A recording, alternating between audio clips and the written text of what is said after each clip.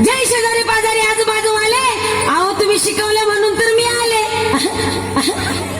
बरं झालं बाई, आता या सासूबाईला चांगला मंत्र दे आणि पक्का करार करून घे. या सासूबाई या, आणि मी काय सांगते ते नीट ऐकून घ्या.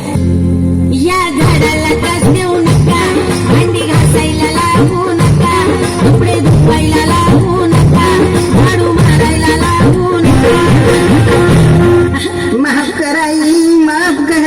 आजपासून ही सगळी कामं मीच करेन गाई. अंगास आली वठणीवर सासूबाई, माझ्या अंगातली मारी आई. आली वठणीवर सासूबाई, माझ्या अंगातली मारी आई.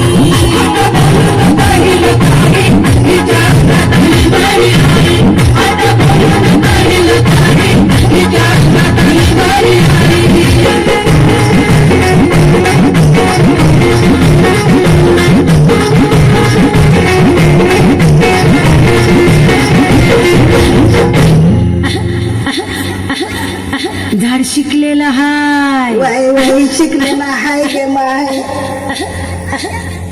झाड सासुरवासन करणार नाही.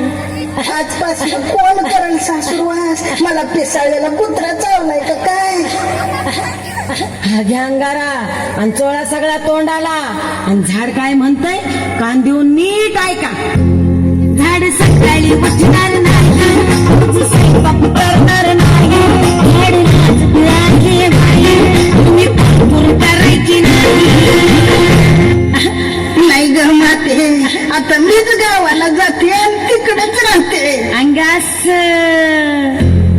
आज बघून घ्या मुंबई, माझ्या अंगातली बरी आई.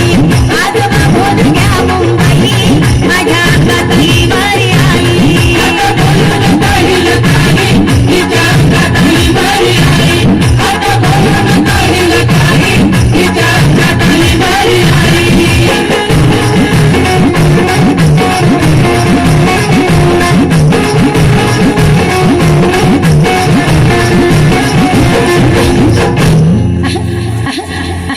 झाडाच्या चुगल्या पोराला सांगू नका.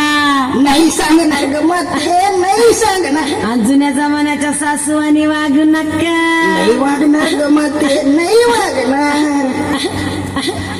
तोंड मोडू नका. आया बायांना घरात येऊ द्या आणि त्यांना क्यों की सास भी कभी बहू ती पाव द्या. बघू द्या की माय. नका सुनेला समजू परकी, तुम्ही बघा कहाणी घरी घरी.